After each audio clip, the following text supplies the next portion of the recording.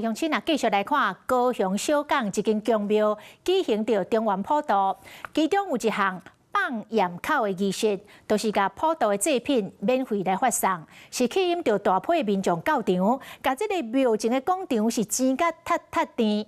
有人摕大卡的塑胶袋啊，有人举大支的雨伞，都是为着要加新一寡祭品。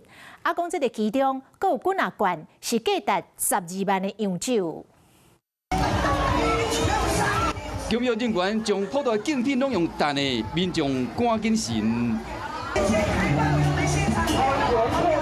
为了加抢购啊，塑胶鹿啊、雨伞、纸箱啊，拢用。真侪信众是规家伙啊，招出动，大家受争抢。高雄小港区大南部凤林宫中元普渡举办普渡暗时放焰口化石仪式，将大家寄回竞品免费来发送，真闹热。 捡物件济啊，规个庙埕早都几千个啦。除了糖仔饼、泡面以外，还有几啊罐总共的价值差不多12万的洋酒，当然唔是用单的。内底有写讲哦，这是酒啊，还是这是米哦，还是讲什么迄个红酒啥货，伊都拢会搭伫内底。抢到有写酒类竞品的民众摕单啊去领，庙方讲，当年发送这竞品，拢有真侪信众会来。 大家除了斗闹热嘛，希望讲抢到竞品会当食平安。